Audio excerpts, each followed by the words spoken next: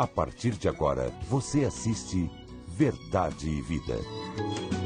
Um programa da Igreja Presbiteriana do Brasil.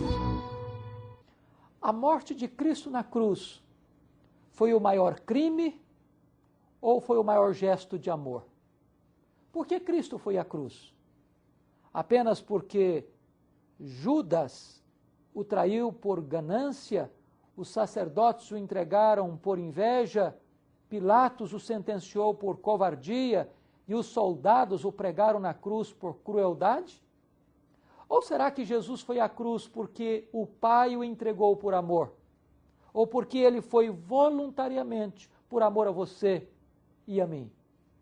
Nós vamos conversar sobre este importantíssimo assunto no programa de hoje. Eu gostaria que você convidasse um amigo seu para assistir este programa, porque eu estou seguro de que Deus tem uma palavra muito importante para você, para a sua família e para os seus amigos. Verdade e Vida.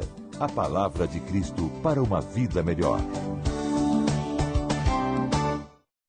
Agora você pode ter em sua casa as mensagens do programa Verdade e Vida, apresentadas pelo reverendo Hernandes Dias Lopes. Adquira o DVD Verdade e Vida com os temas família, casamento e divórcio, mães intercessoras. Ligue para 19 3741 3003 de segunda a sexta-feira no horário comercial ou acesse o site www.lpc.org.br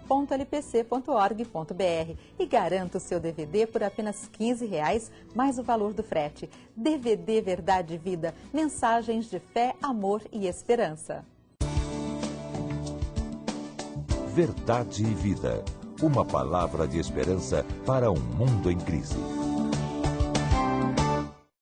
É com alegria temos a presença, mais uma vez, do presbítero Solano Portela, superintendente de Educação Básica do Instituto Presbiteriano Mackenzie e presidente da Junta de Educação Teológica. Seja bem-vindo mais uma vez aqui do Verdade e Vida, Solano. Obrigado.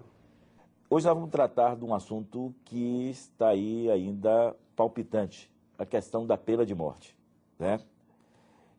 Quando da execução de Saddam Hussein, houve uma grande comoção mundial em relação à questão da pena de morte, certo? Muitos alegam que faltou discussão, que muitos deveriam modificar nos seus pensamentos, e Saddam não deveria ser executado. Qual a sua opinião acerca da pena de morte? Falo como cidadão, falo como pessoa, como presbítero e procurando extrair a minha opinião e a minha convicção da palavra de Deus. A pena de morte é um tema muito polêmico. Eu sei que tem várias variações e quando a gente trata desse tema, muitas vezes as pessoas procuram visualizar um incidente específico, como por exemplo o caso da execução de Saddam Hussein agora. É preciso que nós procuremos nos abstrair um pouco para ir até a palavra de Deus e ver o que é que ela diz sobre essa questão da pena de morte.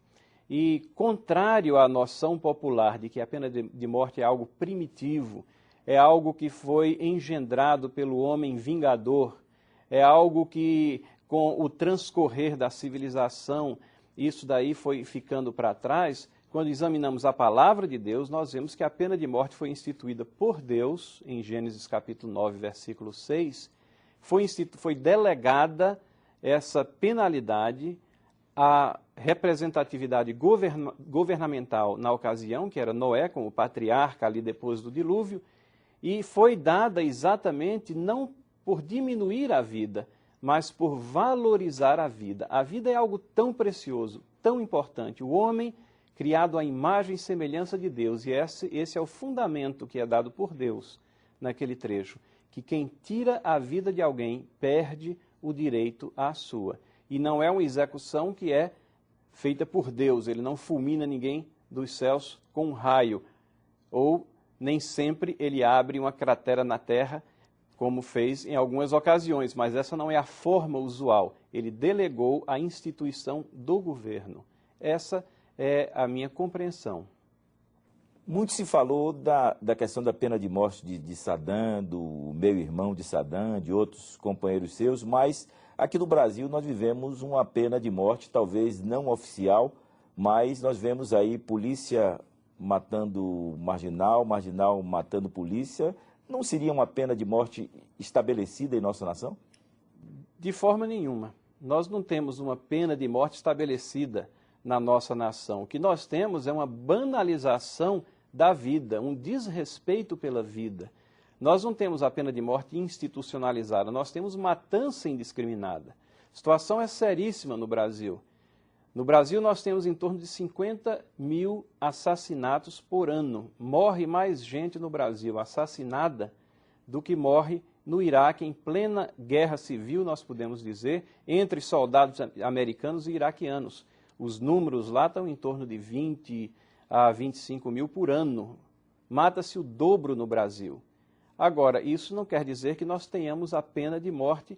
A pena de morte é aquela penalidade que é dada ao Estado, que a executaria após um processo devido, exatamente para mostrar que a vida é tão valiosa que ela não pode ser suprimida por ninguém indiscriminadamente. E ela não pode ser tirada nem por policiais, como vigilantes, e muito menos pelos criminosos, obviamente. Concluindo assim a nossa entrevista, todo cristão deve ser pacífico, por natureza, né? No que depender, ele deve ter paz com todos os homens. Logo, se for instituído por Deus, a pena de morte não é uma violência? A pena de morte é exatamente contra a violência. E é verdade, todo cristão deve ser pacífico. Todo cristão deve estar disposto até a virar o rosto quando ele é vítima de alguma agressão, de caminhar a extramilha.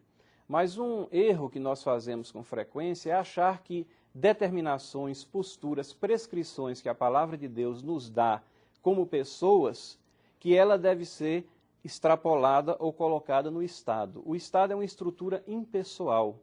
Ao Estado, ele é dado o poder de nos vingar. Se nós somos pacíficos, quem vai nos vingar? Logicamente, a Bíblia diz isso, que o vingador é Deus.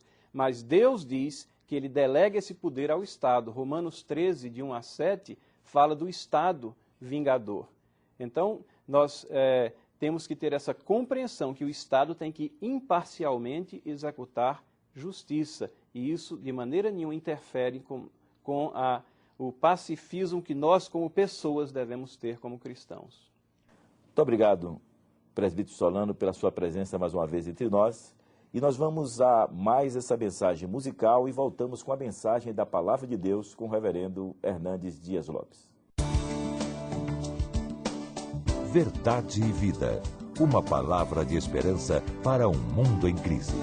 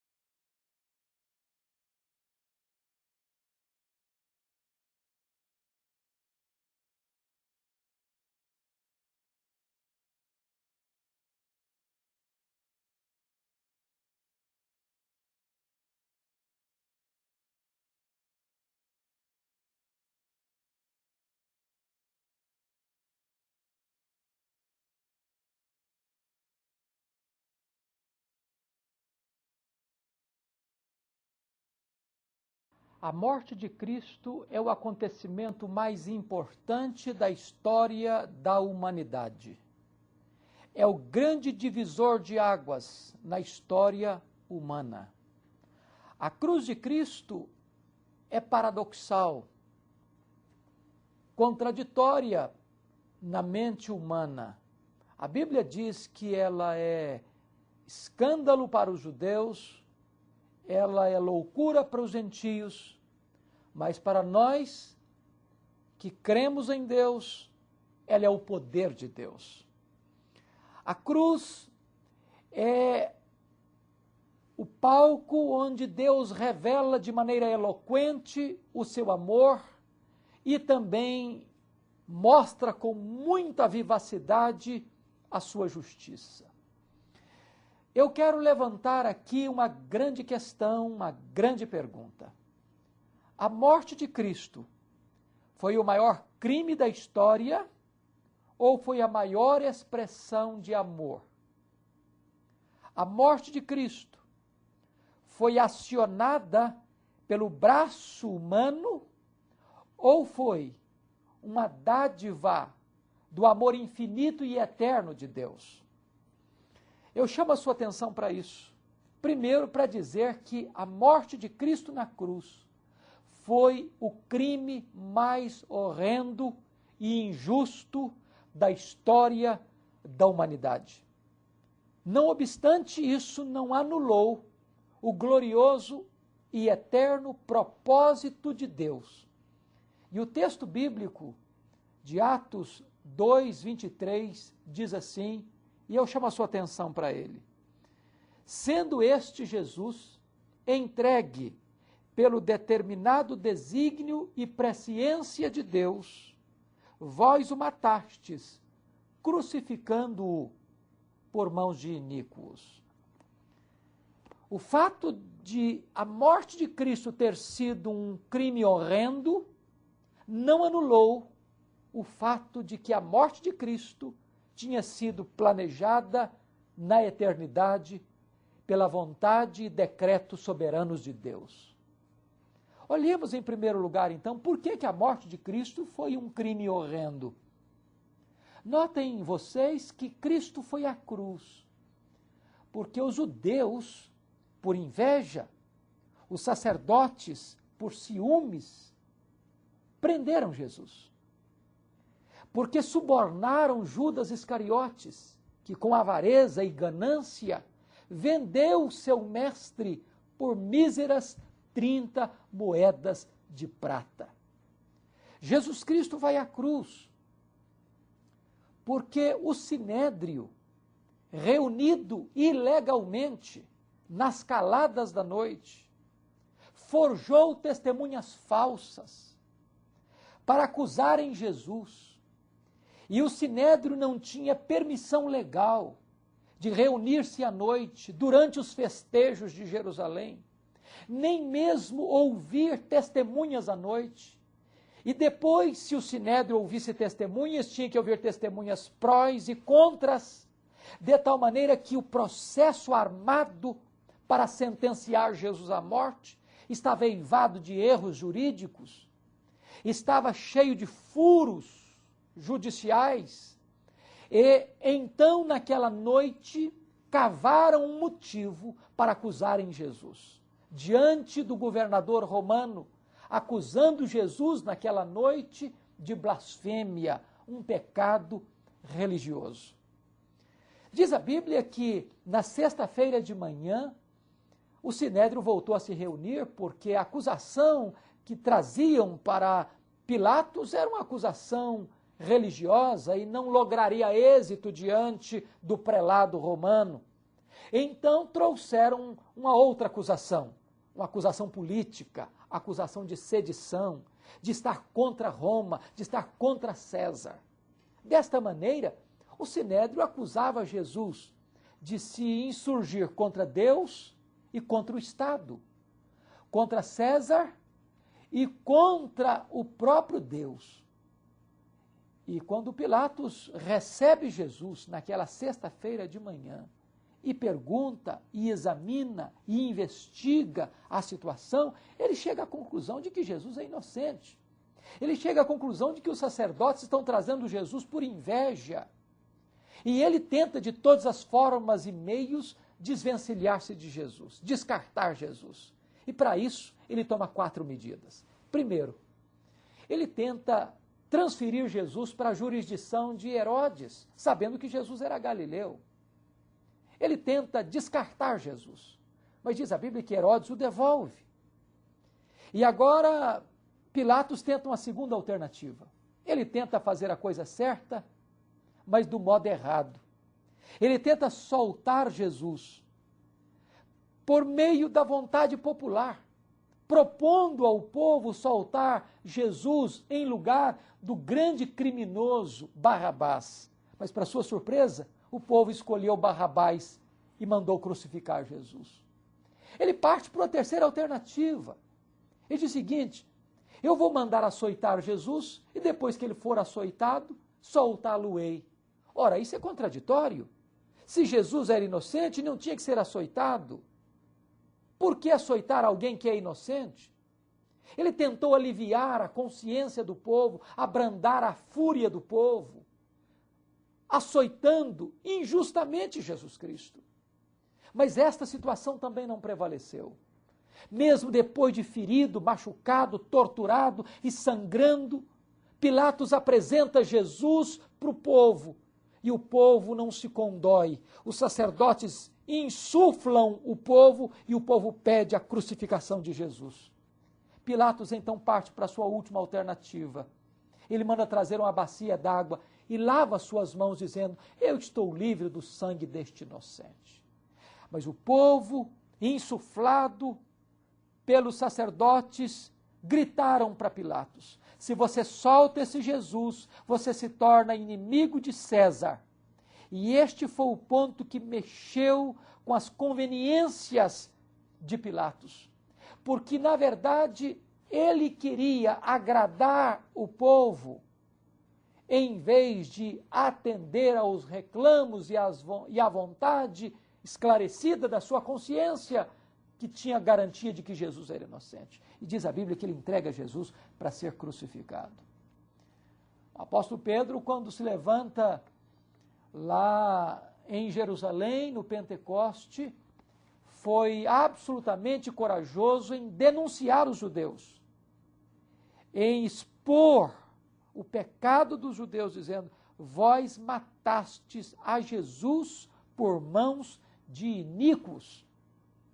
Pedro está acusando os judeus de terem entregado Jesus, de terem tramado contra Jesus, de terem forjado provas mentirosas contra Jesus, para levar Jesus à cruz e à morte, de tal forma que a morte de Cristo foi um crime horrendo, foi uma injustiça clamorosa, porque foi fruto da inveja dos sacerdotes, da avareza de Judas Iscariotes, da covardia de Pilatos, da crueldade dos soldados romanos. Foi um crime clamoroso contra a própria justiça.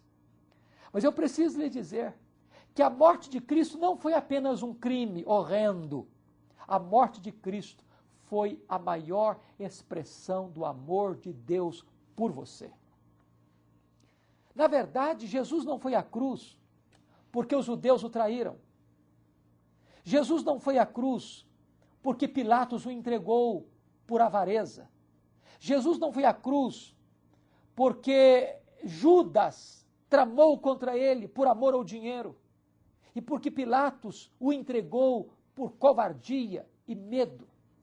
Jesus foi à cruz porque Deus o entregou por amor.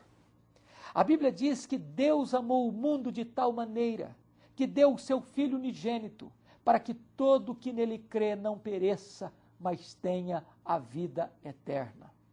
A Bíblia diz que Deus prova o seu próprio amor para conosco, pelo fato de ter Cristo morrido por nós, sendo nós ainda pecadores. O apóstolo Paulo pergunta: aquele que não poupou a seu próprio filho, antes por todos nós o entregou, porventura não nos dará graciosamente com Ele todas as coisas?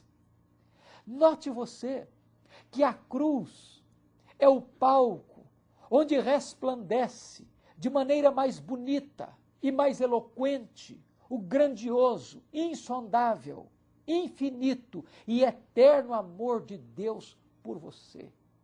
Quando Deus diz que te ama, Ele não apenas diz isso.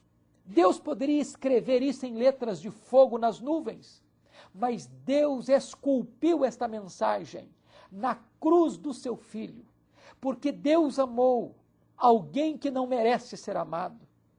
Deus amou alguém que insultou a sua graça. Deus amou infinitamente o objeto da sua própria ira, porque nós somos pecadores e o pecado suscita a ira de Deus.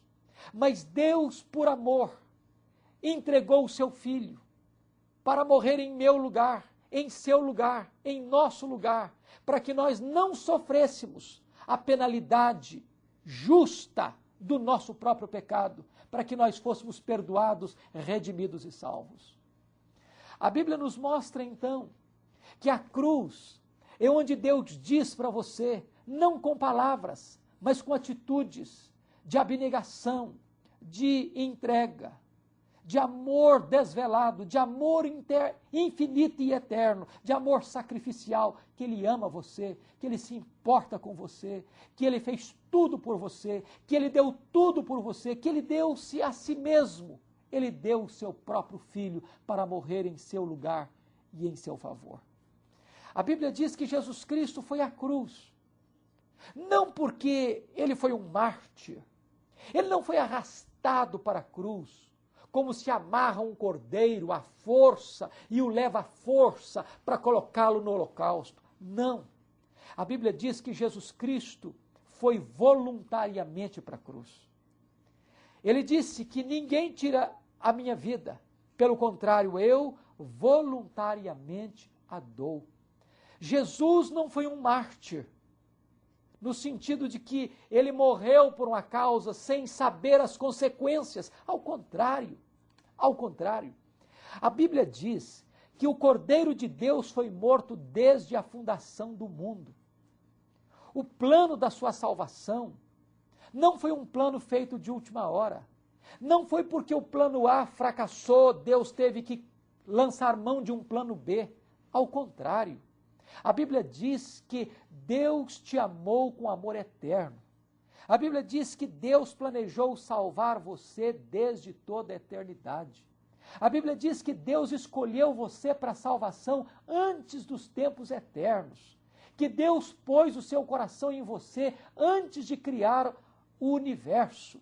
O amor de Deus por você é um amor que precede a criação do próprio universo. E desde a eternidade, Deus deu o seu Filho. E na mente de Deus e nos decretos de Deus, Jesus estava pregado naquela cruz por toda a eternidade. Note você que a cruz não foi apenas resultado de um crime horrendo. A cruz é resultado de um amor eterno, de um amor sublime, de um amor sacrificial. Agora, a grande questão é, qual vai ser a sua atitude em relação à cruz de Cristo? Note que quando Jesus foi crucificado no Gólgota, lá existiam dois homens, um à sua direita, outro à sua esquerda. A Bíblia diz que aquele criminoso que estava à direita de Jesus Cristo arrependeu-se de seus pecados na última hora, reconheceu que Jesus era o Filho de Deus, reconheceu que Jesus era inocente, reconheceu que ele era culpado, e ele voltou-se para Jesus e disse: Senhor, lembra-te de mim quando entrares no teu reino. E ali mesmo ele foi perdoado, ele foi salvo, e ele recebeu de Jesus o presente da vida eterna, pois Jesus lhe disse: hoje estarás comigo no meu paraíso. Mas também do lado esquerdo de Jesus estava um outro transgressor, que impenitentemente, com o coração endurecido, blasfemava de Jesus e não abriu o coração para receber a Jesus. e foi não apenas morto numa cruz, mas foi condenado à perdição eterna. A cruz exige uma decisão. Qual é a sua decisão? Você vai receber a Jesus ou você vai rejeitar a Jesus? Você vai abrir o seu coração para acolher o amor de Deus ou você vai rechaçar o amor de Deus? Qual é a sua escolha? Qual é a sua decisão? Se você abrir o seu coração para Jesus e ver na cruz de Cristo o palco do amor de Deus e receber este presente bendito da vida eterna e receber a Jesus Cristo como seu Salvador e o seu Senhor, você vai se deleitar nesta cruz. Você vai ver nesta cruz o refúgio, a esperança e a garantia para a sua vida eterna. Hoje é o dia mais importante da sua vida. Hoje mesmo você pode entregar-se a Jesus e receber dele o presente da sua salvação, o perdão para os seus pecados e a vida eterna no Filho de Deus. Que Deus te abençoe e que hoje mesmo você tome esta mais importante decisão da sua vida. Verdade e Vida, mostrando o caminho do perdão e da vida eterna. Eu sou o caminho, e a verdade e a vida. Ninguém vem ao Pai senão por mim. Graças a Deus, porque a morte de Cristo foi a maior prova de amor. E diz a palavra de Deus que Deus prova o seu grande amor para conosco, pelo fato de ter Cristo Jesus morrido por nós, sendo nós ainda pecadores. A minha oração, meu desejo sincero, é que você, ao acabar de ouvir esta mensagem, o Espírito Santo de Deus tenha lhe convencido da justiça, do juízo e do pecado e tenha lhe concedido a certeza da sua salvação e da vida eterna em Cristo Jesus. Até o próximo programa, quando estaremos aqui com mais um Verdade e Vida. Até lá e que Deus muito o abençoe.